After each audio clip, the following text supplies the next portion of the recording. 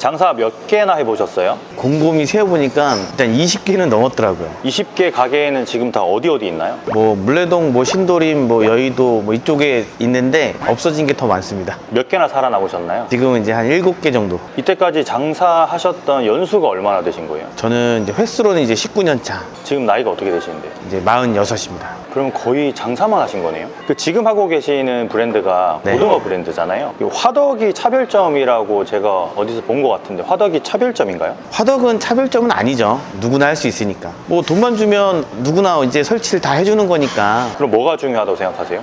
저희는 뭐 생선구이집이니까 당연히 생선이죠. 저희는 저희 자체 공장에서 저희가 염지하고 손질하고 하기 때문에 다른 생선하고는 차별화가 확실히 되죠. 그럼 대표님이 하고 계시는 이 생선구이는 보통 창업비가 얼마나 드나요? 다른 프랜차이즈는 뭐 3, 4억, 5, 6억까지도 얘기하는데 저희는 2억 초중반. 그럼 3, 4억이랑 5, 6억이랑 2억이랑 너무 갭 차이가 큰데 그 나머지 금액은 어떻게 돼요? 나머지 금액은 본사에서 수취하는 금액이 분명히 있겠지만 저희는 다른 데랑 다릅니다. 인테리어도 다이렉트로 연결만 시켜주고 차액 감면금이나 뭐 이런 걸 저희는 받지는 않습니다. 화덕도 마찬가지로 뭐 다른 프랜차이즈는 뭐 2,500, 3,000, 저희는 900만 원, 1,200만 원 이렇게 그냥 정말 실비로 하기 때문에 그쪽에서 이제 비용 차이가 많이 나는 것 같아요.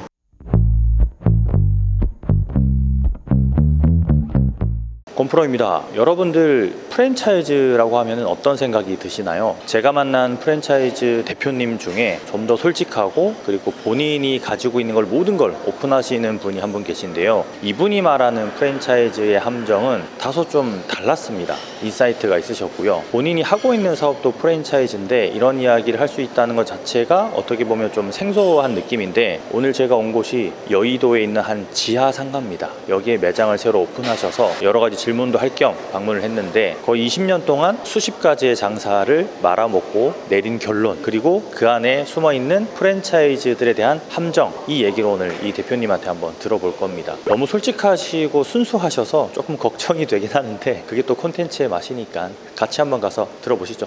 따라오세요.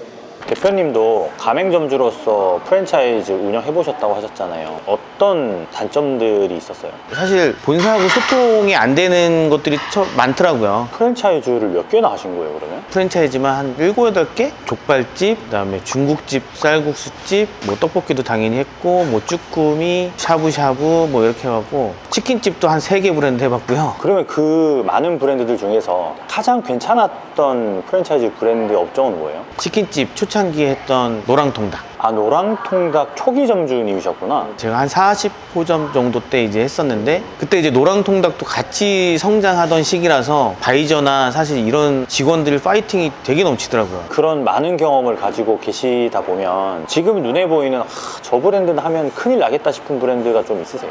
동태탕집 이게 너무 저가로 경쟁을 하다 보면 사실 이게 제 살 깎아 먹기예요. 이게 과열 경쟁이 되면 사실 위험하긴 합니다. 지금 생선구이 자체도 이게 자꾸 생선 본질에는 사람들이 놓치고 반찬을 뭐 누구는 30까지 준다, 누구는 40까지 준다 뭐 이런 싸움을 하고 있어요. 저는 근데 거기 참가하지 않습니다. 그 외에 이 브랜드는 약간 시스템적으로 별로더라 아니면 내가 소문으로 들었다 하는 브랜드도 있나요? 무한리필집인데 거의 이게 남을 수가 없다고 하더라고요. 구조 자체가. 무한리필집? 얘네 고기를 받아 써갖고는 이게 절대 남을 수 없는 구조라고 하더라고요. 이 프랜차이즈 마케팅을 할 때 매출만 갖고 자꾸 홍보를 해요. 근데 사실 매출 뭐 2억, 3억 하면 창업하시는 분들은 거기에 일단 현혹이 되죠. 얘가 정말 얼마 남는지, 구조가 어떻게 생겼는지 뭐 이런 거는 사실 관심들이 별로 없어요. 정말 이 브랜드는 별로였다 직접 해보니까 이런 브랜드도 있었어요.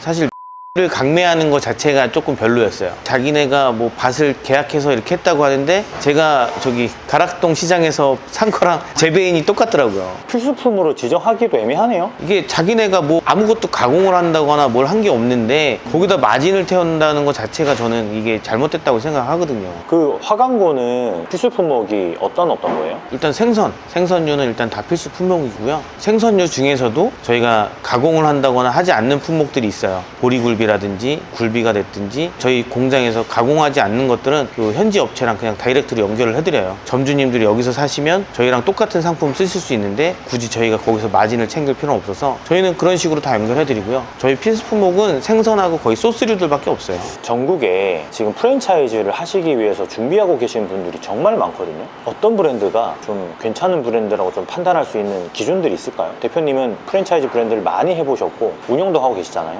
일단은 제일 기본적인 건데 출처음이 일단 계속 꾸준하게 나가고 있는 브랜드가 그래도 시장에서 계속 인정받고 있으니까 이게 출점이 되지 않나 그런 거 보고요. 근데 그 너무 많이 나가면 또 안 좋다고 하시는 분들도 있잖아요. 그거는 어떻게 좀 봐야 될까요? 브랜드가 어떤 방향이냐에 따라 다른 것 같아요. 그냥 대형 평수 뭐 100평, 뭐 150평 뭐 이런 매장들은 사실 저희가 뭐 흔하게 집 앞에 걸어가서 먹는 매장이 아니잖아요. 그런 데는 당연히 저희도 섹터를 엄청 많이 크게 드려요. 교통으로 이동해서 와서 먹는 집들이니까. 근데 그런 거 생각 안 하고 막 우후죽순 뭐 가맹 뭐 보호법에 500m니까 500m, 500m 1km 뒤에다가 내주고 사실 이렇게 하는 데는 좀 피하셔야죠. 이거는. 뭐 메가커피 이런 데 말씀하신 건가요? 그거는 이제 커피니까 사실 상관없는 것 같아요. 제가 메가커피가 이 지점이 맛있다고 해서 찾아가진 않잖아요. 그렇죠. 그런 데는 사실 상관없어요. 아, 기준이 그렇게 또 잡으면 되겠네요. 그래서 저는 어쨌든 계속 출점이 돼야 된다고 생각하고요. 일단은 본사에서 운영하는 직영점이 그래도 뭐 한 개, 두 개라도 있는데 뭐 요즘에 직영점 없이 하는 데들도 있더라고요. 예전 법대로 하면은 직영점이 없어도 가맹 사업을 할 수 있었으니까 지금은 안 되잖아요. 지금도 그거를 이제 우회하죠. 가맹점주한테 위탁을 계약서를 맺고 그런 식으로 하기도 하죠. 네, 말도 안 되는 구조로. 뭐 정보공개서 같은 거 뭐 사고 판다거나 네, 맞아요. 명의 같은 것들. 뭐 사실 이게 알기가 쉽지는 않습니다. 이거는 자기들이 꽁꽁 숨기고 감추면 아무도 알 수는 없어요. 이거는 사실 제가 제일 중요하게 보는 게 그 두 가지긴 한데, 그리고 뭐 저는 외식업이니까 뭐 대표나 이런 분들이 또 외식업을 좀 경험이 있냐 없냐의 차이도 저는 되게 중요한 것 같아요. 그냥 그 외식업을 종사하지 않았던 투자자 성향이 강한 분들은 조금 브랜드가 꺾인다, 힘이 빠진다 싶으면 손 놓고 새로운 걸 만드시더라고요. 대표님께서 어떤 과거에 이력이 있는지도 저는 그 프랜차이즈를 판단하는데 영향이 되지 않나. 대표님 아까 전에 네. 장사를 거의 수십 개를 해보셨다고 하셨잖아요. 가장 크게 말아먹은 게 어떤 건가요? 일단 뭐 마를 때는 다 크게 말아가지고 일단 곱창집 2번 말았어요. 금액으로 따지면 한 번 마를 때 2억 정도씩 말았으니까 곱창 2번에 한 4억 정도 했고요. 그리고 중국집도 2번 정도. 그러면 그렇게 4억 정도면은 타격도 크고 재기할 수 있는 금액은 아니잖아요, 일반적으로. 근데 어떻게 재기를 하셨어요? 곱창집이 이제 시작했을 때 그때가 장사를 한 3개 정도 업장이 돌아가고 있었고 4번째 매장이었는데 4번째 매장이 정말 심하게 넘어지니까 나머지 3개에서 번 돈을 거기다 다 쏟아붓는 상황이었죠. 제일 잘 된 건 어떤 거예요? 제일 잘 된 건 아무래도 지금 요 생선구이가 지금 제일 잘 됐죠. 왜 잘 됐다고 생각하세요? 이게 생선구이는 많이 없어요. 뭐 생선구이는 사실 동네에 하나 있기도 쉽지 않아서 뭐 최근에 좀 많이 생기지만 그럼에도 고깃집이나 다른 한식이나 뭐 중식, 뭐 양식 식당 대비 적어서 그래도 처음 오픈하자마자부터 잘 됐던 것 같아요. 생선구이집이 많이 없는 이유가 있잖아요. 어떤 이유가 있죠? 이게 아무래도 생선을 손질하고 관리하는 거에 대한 이슈가 좀 있겠죠. 화덕은 정말 뭐 돈 주면은 누구나 만들어주는 거지만 그 생선을 손질하고 뭐 맛있게 또 염지도 해야 되는 거니까, 그리고 이 생선 자체도 관리하는 것도 개인이 하기에는 유통하는 것도 쉽지가 않아요. 최근 들어 보면은 이 생선구이 관련된 브랜드들이 많이 나오고 있는데 그거는 어떤 이유 때문에 그런 거라고 보세요? 뭐 이거는 우리나라 자체가 뭐 하나 잘 된다 그러면 그쪽으로 이제 쏠림 현상이 나오니까 지금 생선구이집들이 많이 나오지 않나. 뭐 그래도 그렇게 많이 나온다는 거는 생선구이라는 아이템 자체가 나쁘지 않다. 그 생선구이가 처음부터 잘 되셨을 때 가맹 문의도 많이 들어왔었잖아요. 네, 근데 네. 왜 다 거절을 하신 거예요? 몇 년 동안 거절하신 거예요? 정확하게 6년 정도를 거절했더라고요. 제가 일단 첫 번째는 제가 생선 유통이나 이쪽으로 자신이 없었어요. 이거를 제가 어떻게 해서 뭐 배송을 보내야 되는지 뭐 이런 것도 막연했지만, 그리고 저도 이 체인점 대표로서 생활한 것보다도 가맹점 점주로서 뭔가를 했던 적이 길었으니까 뭐 이게 처음에는 잘 됐지만 2년 지나고 3년 지나서 안 될 수도 있는 아이템이니까 그래서 그 검증의 시간이 저한테는 조금 필요했던 것 같아요. 그러면 지금은 어쨌든 가맹 사업을 하고 계시는데 지금은 책임을 질 수 있다고 판단을 하시는 거예요? 일단 물류는 자신 있어졌고요. 뭐 생선에 대한 퀄리티도 자신 있고 브랜드도 탄탄하게 잘 가고 있기 때문에 그리고 저희는 뭐 점주님들을 위해서 광고도 해드리고 저희가 직접 마케팅 직원을 써서 마케팅을 계속 관리를 해드려요. 점주님들과 같이 한 발 한 발 성장한다. 근데 뭐 다른 브랜드들도 보면 우리가 마케팅도 해주고 물류도 다 잘 돼 있고 다 똑같이 말하잖아요, 프랜차이즈들이. 그렇죠. 근데 실질적으로 돈을 투자하는 브랜드는 거의 없더라고요. 처음에 오픈하면은 저희는 사실 알려야 되는 거잖아요. 체험단도 좀 불러줘야 되고 여러 가지 행위들이 좀 필요한데 근데 체인 사업 하시는 분들이 다 해준다고 해놓고 결국에는 그냥 무료로 할 수 있는 것들만 챙겨요. 정작 돈이 들어가는 것들은 이거는 점주님이 충전하셔야 된다. 이거는 뭐 하셔야 된다. 저희는 저희가 다 결제하고 충전하고 뭐 이런 식으로 쭉 가고 있죠. 대표님 뒤에 보이는 게 화덕이잖아요. 네네. 근데 이게 왜 차별점이 안 된다고 말씀하셨던 거예요? 사실 뭐 브랜드마다 화덕의 모양과 형태는 조금씩 다를 수 있는데 돈만 주면 뭐 우리 화덕이지만 그 다른 매장에 이분들은 돈 받으면 설치를 똑같이 해주기 때문에 저희가 화덕에 특허를 내고 뭐 이렇게 한다고 하지만 뭐 그건 사실 조금 변형하면은 특허가 다 나오기 때문에 이 화덕이 주는 특별함은 사실 없다고 생각해요. 또 화덕이 차별점이 아니면 굳이 화덕을 쓸 필요가 있나요? 생선의 맛과 퀄리티는 화덕에다 구우면 생선이 더 맛있죠. 저희 브랜드가 이름이 화덕으로 간 고등어여서 화덕이 뭐 장점이냐 이렇게 물어보시면 저희 브랜드의 장점은 생선이 원물 자체가 좋은 거고 얘 화덕은 그냥 서브죠. 그럼 이 정도의 화덕이면은 한 얼마 정도가 드나요, 대표님?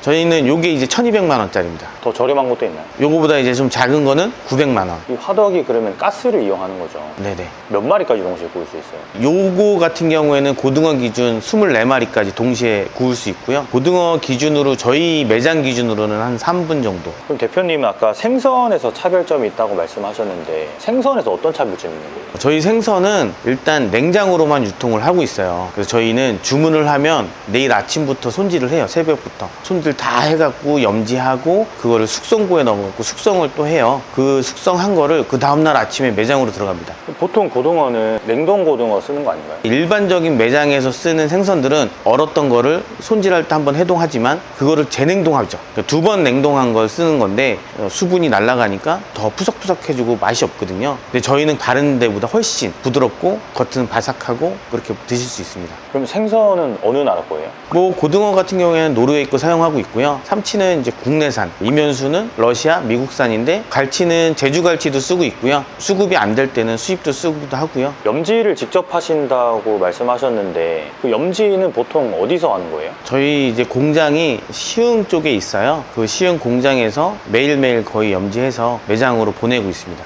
보통은 자체 공장이 없나요? 생선은? 산으로 그 업체랑 저희만 자체 공장을 가지고 있습니다. 직접 염지하는 거랑 그 다음에 염지가 돼서 오는 거랑 뭐가 차이가 있나요? 일단 뭐 두 가지 차이로 보면 되는데 냉동 상태로 옵니다. 걔네들은 한 번에 많은 양을 염지를 다 해버려요. 그래서 그걸 얼려가지고 사실 얘가 언제 얼린지도 모르는 거를 매장으로 보내서 쓰는 것들 가장 크고요. 염도 같은 경우도 저희가 알아서 조절을 할 수 있죠. 근데 이제 그 공장에서 받아서 쓰는 생선들은 그런 게 안 되죠. 이쪽에 보시면 저희는 이제 이 뼈를 반 가르는 기계를 요번에 최근에 구입했어요. 이걸 센터컷이라고 하는데 생선 뼈를 정중앙을 그냥 갈라버리는 거예요. 그래서 생선을 구울 때 보면 뼈가 있는 쪽은 수축이 안 되는데 뼈가 없는 데는 쭈그러들 수밖에 없거든요. 근데 저희는 양쪽으로 뼈가 다 있으니까 수축이 안 되고 그래도 얘네가 거의 비슷한 사이즈처럼 보일 수 있게. 그럼 이 냉장이면은 오늘 이거 다 못 팔면 이거 어떡합니까? 뭐 이게 오늘 못 판다고 해서 사실 상하거나 그런 건 아니에요. 저희 그래도 염지되어 있는 거고 냉장으로 보관하고 있기 때문에 이틀, 3일 정도 안에 소비만 된다 그러면 크게 문제는 없습니다.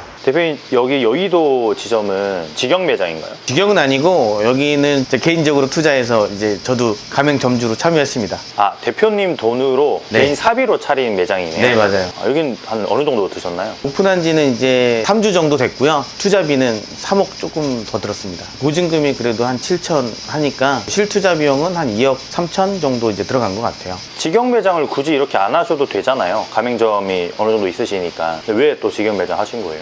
점주님들 제가 뭐 가맹 상담하고 이렇게 하다 보면 잘 되는데 이제 물어보세요. 뭐 천안점 이야기하면 천안점 10년 됐잖아. 당연히 잘 되겠지 라고 얘기하시는데 그러면 제가 그럼 처음부터 다시 시작해 볼게요. 이 매장을 차리게 됐고 사실 이 매장 차릴 때 상권 너무 안 좋다고 그래? 그럼 내가 여기서 보여줄게. 내가 원하는 매출 올리는 모습을 또 그래서 제가 한번 보여드리고 싶어서 이 매장을 오픈한 게 가장 크기는 해요. 저도 똑같이 점주 입장에서 이렇게 해봐야 또 점주님들이 힘든 것도 알 수 있어서 이게 또 저한테는 하나의 필요한 과정이라고 생각했습니다. 지금 그럼 가맹점이 몇 개나 되세요? 지금 이제 오픈 예정인 것까지 공사 진행 중인까지 하면 한 34개 됐더라고요. 원가 포지션이 어느 정도 돼요, 가맹점이? 생선 물류로는 한 20% 초반이에요. 21%, 2% 정도가 가맹점에서 쓰는 생선 물류 포지션이고 나머지는 뭐 쌀이니 기타 야채들에서 나오는 물류비가 들어가니까 천안 기준 한 35%에서 37% 정도 나와요. 그럼 가맹점마다 마진이나 순수익 금액이 좀 달라질 텐데 한 어느 정도로 보고 있어요, 평균? 그래도 저희는 20% 이상은 나오지 않나. 직영점은 어떤가요? 저희도 물론 20% 이상 나오고 있고요. 대표님, 뒤에 있는 인테리어? 네네. 이거는 일부러 추가를 하신 거예요? 네, 요거 사실 요거 하는데 조금 돈이 많이 들어가서 오픈 비용이 조금 더 들어간 것 같아요. 1인석들이 왜 자꾸 벽을 보고 먹을까? 여기가 또 여의도고 직장인들이 많고 1인 식사하시는 분들이 분명히 많을 거라고 생각해서 좀 그래도 이쁜 거 보면서 식사하셨으면 해서 요 공간을 조금 만들어 놨습니다. 다른 가맹점에는 이런 1인석이 없는 거죠? 요건 저희도 처음 해보는 거라 이게 저는 사실 모든 거를 제가 먼저 해보고 가맹 점주님들한테 권하지 점주님들 돈으로 제가 뭔가 하는 거를 별로 좋아하진 않습니다. 제 돈 써보고 안 되면 다음에는 없애면 되는 거고 항상 저는 제 돈으로 먼저 이렇게 해보는 겁니다. 대표님, 장사 되게 오래 하셨잖아요. 가맹 사업을 안 했던 이유가 점주님들을 책임지지 못할 것 같아서 안 했다고 하시는데 요즘에는 책임 안 지더라도 가맹 사업 하시는 분들 많잖아요. 그분들은 왜 그런 걸까요? 뭐 그 성향 차이죠. 그런 브랜드들은 그냥 찍어내기 식으로 하는 사람들이 조금 그렇게 하지 않나. 그냥 돈만 갖고 브랜드 만들고 뭐 좀 해보고 안 되면 접고 간판가리해서 다른 거 해보고 뭐 이런 식으로 하다가 하나만 걸려라 식으로 하시는 분들이 대부분 남의 인생을 책임지는 게 아니라 좀 나락으로 보내지 않나. 디저트 쪽 고깃집들이 그렇게 한탕주의 하시는 분들이 좀 많은 것 같아요. 창업이 조금 쉽거든요, 그쪽이. 어떻게 보면 한탕주의인지 아닌지 어떻게 알 수 있어요? 그거는 사실 너무 어렵죠. 근데 제가 생각할 때 저는 만약 이게 순식간에 너무 많이 생긴다고 하면은 한탕주의 브랜드일 가능성이 좀 크다. 제가 이제 프랜차이즈 쪽 일을 이제 하고 많은 대표님들도 만나보니까 대부분 모든 회사에서 뭐 1년 안에 200개, 300개를 칠 만한 역량을 가진 직원 세팅이 안 돼 있어요. 지금 현재 메가 프랜차이즈가 된 데들은 충분히 가능하지만 신생 프랜차이즈는 절대 그렇게 될 수 없거든요. 직원도 없는데 200개, 300개를 친다는 거는 그냥 점주가 어떻게 되든 신경 안 쓰는 그런 브랜드일 확률이 높은 것 같더라고요. 그러면은 이 고등어는 앞으로 좀 비전이 있다고 보세요? 고등어는 제가 생각할 때는 비전이 조금 있지 않나. 제가 보는 업종 중에 죽집 있어요. 그다음에 설렁탕집 있어요. 근데 죽이랑 설렁탕이랑 생선이랑 공통점이 뭘까라고 제가 고민을 해봤더니 아기 때부터 노인이 될 때까지 먹더라고요. 저희가 이제 손님층이 그렇게 폭이 넓어요. 그리고 어차피 저희는 지금 고령화 시대로 또 넘어가고 있기 때문에 생선구이는 앞으로도 좀 롱런하지 않을까라고 생각합니다. 그럼 화덕으로 간 고등어는 지금 몇 년 되신 거죠? 저희는 이제 10년째 됐죠. 6년 동안 가맹을 안 받으신 거고 이제 한 4년 정도 가맹 사업을 하신 건데 그럼 4년 치고는 가맹점이 지금 40개가 안 되는 건데 1년에 몇 개 정도 오픈하신 거예요? 저희가 뭐 1년 차에는 뭐 한 5개, 6개? 혼자 하다 보니까 뭐 많이 확장도 못했고 저도 뭐 이 프랜차이즈를 몰랐죠. 어떻게 해야 되는지도 모르는 상태였기도 했고요. 그러니까 1년 차 때는 뭐 5개, 2년 차 때까지도 뭐 한 5개, 6개 그렇게 되다가 요즘 최근에 들어와서 그래도 15개 뭐 이렇게 좀 오픈해서 올해 들어서 조금 많이 오픈하고 있는 상황이에요. 폐점된 곳도 있나요? 아직까지는 없습니다. 4년이 넘었는데? 네. 최하위 매출 대략 언저리만 좀 알려줄 수 있나요? 월 평균으로 가면 좀 낮아요. 한 3천 초반 정도 나오고 있어요. 얼마 정도 남아요, 그러면? 남아봐야 1, 200 정도 남는 수준밖에 안 될 것 같아요. 그럼 최상위 매출 매장은요? 2억 4천까지도 나오기도 하죠. 그 고등어 브랜드가 최근 들어 사실 많이 생겼다고 아까도 말씀을 좀 하셨는데 네. 앞으로 더 생겨나면 우리 브랜드도 좀 위협을 받는 거 아닌가요? 저희가 생선을 원물을 수입도 하고 손질도 하는 그 공장 이런 시스템을 갖고 가고 있기 때문에 저희만큼 할 수 있는 브랜드가 들어오지 않는 이상 저희가 흔들릴 일은 없을 거라고 생각하고요. 너무 많이 이제 치열해지고 있는 상황인데 이 시장에 누가 그 돈을 공장을 짓고 이런 투자를 할 것인가 라고 생각했을 때 저는 없다고 생각됩니다. 대표님 그럼 이때까지 매장을 30개에서 한 36개 정도 하신 건데 그 매장을 차릴 때 우리가 꼭 봐야 하는 어떤 체크리스트 같은 게 있잖아요. 그런 거를 가지고 창업을 하시는 편이세요? 뭐 저도 사실 예전에는 그런 거 없이 그냥 했는데 뭐 이 체인 사업 하다 보니까 이제 점주님들 챙겨야 되다 보니까 그런 거 이제 만들어서 쓰고 있기는 합니다. 그 항목이 한 몇 개나 돼요? 뭐 디테일하게 풀으면 한 20가지 이상 나오는 것 같더라고요. 창업을 준비하시는 분들도 그런 체크리스트를 좀 활용하면 좋을 것 같은데 공유가 가능하실까요? 필요하신 분이 있다 그러면 드릴 수 있습니다. 아, 그러면 그거는 신청하실 분들 제가 고정 댓글에다가 링크 네네. 달아놓도록 하고 대표님 주변에 화강구 브랜드 말고 다른 프랜차이즈 브랜드를 잘 운영하시는 점주님들이 있나요? 주변에 이제 뭐 지인 통해서 만났던 분들 중에 본사보다 어떻게 보면 더 잘하셔갖고 본점보다도 더 큰 수익을 내는 점주님들이 있더라고요. 그런 분들은 뭐 브랜드를 보는 눈이 있어서 그런 거예요? 아니면 어떤 특징들이 있는 거예요? 그런 분들은 사실 제가 보니까 뭘 갖다 놔도 잘하시는 분들입니다. 제가 요즘에 많이 하는 말이 있는데 장사가 잘 되는 매장에는 이유가 있고 안 되는 매장에는 핑계만 있다는 말을 좀 많이 써요. 근데 그런 분들은 자꾸 이유를 찾으세요. 손님들이 오는 이유. 저희 화강구에도 그런 이유를 자꾸 찾아서 오히려 저한테 화강구에서 이거 했으면 좋겠어요 주시는 분들이 요즘 많이 생겨서 저도 또 배우면서 또 그분들하고 같이 하니까 너무 좋더라고요. 적용한 사례가 있어요? 메뉴도 이제 그분들 통해서 나오는 것도 있고요. 셀프바의 구성이라든지 동선이라든지 이런 거 전체 화강구 한번 해보면 어떨까요? 뭐 이렇게 말씀해 주시니까 그런 긍정적인 에너지를 또 본사에다 주시니까 너무 좋더라고요. 제가 그런 얘기를 어느 한 프랜차이즈 대표님한테 말씀을 드렸더니 그 점주님들의 이제 속된 말로 대가리가 커지면 안 돼서 의견을 많이 받아들이진 않는다라고 하시는 분이 계셨거든요. 그것도 일부 공감하시나요? 그건 좀 반대입니다. 어차피 본사도 같이 성장을 해야 되는 거고 제가 실무 뛰는 사람의 고충을 다 알 수는 없어요. 사실 대표한테 뭘 이야기한다는 게 쉬운 일은 아닌데 서로 예의를 지키면서 본사의 좋은 방향을 위해서 이야기해 주신다 그러면 얼마나 좋습니까? 저는 두 팔 벌려 환영합니다. 오늘 이렇게 좀 길게 촬영을 해보셨는데 어떠셨어요? 많이 떨리고 긴장도 되고 어색하고 대표님 어차피 화강구 유튜브도 운영하시잖아요. 수요 없는 공급을 주고 있습니다. 오늘 고생하셨습니다, 대표님. 감사합니다. 감사합니다. 네, 고생하셨습니다. 네.